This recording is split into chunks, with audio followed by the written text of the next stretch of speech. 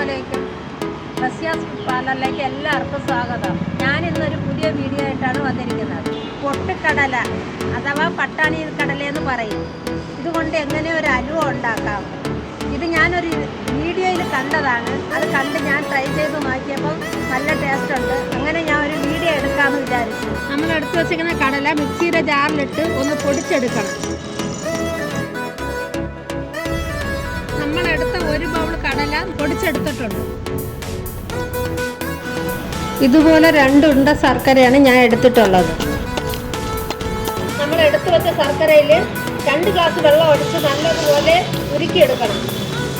നമ്മളെടുത്തു വെച്ച ശർക്കര നല്ലതുപോലെ അലിഞ്ഞിട്ടുണ്ട്.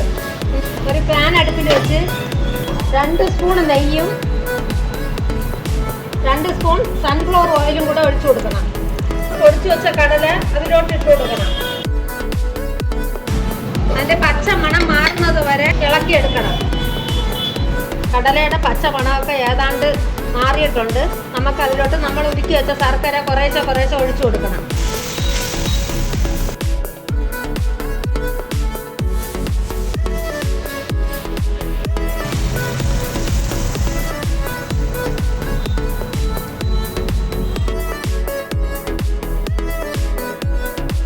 ഒരു സ്പൂൺ നെയ്യും കൂടെ ഒഴിച്ച് ഇളക്കിയെടുക്കണം. ഒരല്പം ഏലക്കപ്പൊടിയും കൂടെ ചേർത്ത് കൊടുക്കണം.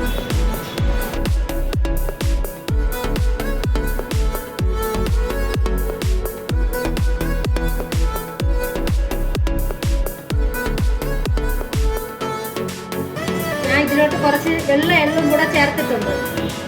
അങ്ങനെ നമ്മുടെ പൊട്ടുകടല കൊണ്ടുള്ള അലുവ റെഡി ആയിട്ടുണ്ട്. നല്ല ടേസ്റ്റ് ഉണ്ട്. ഒരു പ്രാവശ്യം ഞാൻ ചെയ്ത് നോക്കിയതാണ്. ഞാൻ വീഡിയോയ്ക്ക് വേണ്ടി ഒന്നുകൂടെ ചെയ്തതാണ്.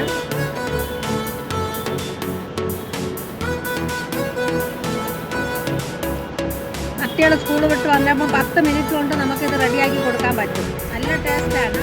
ഇഷ്ടപ്പെട്ടുവെങ്കിൽ ലൈക്ക് ചെയ്ത് എന്നെ സപ്പോർട്ട് ചെയ്യണം. തീർച്ചയായിട്ടും ലൈക്ക് ചെയ്ത് സപ്പോർട്ട് ചെയ്യണം, മറക്കരുത്.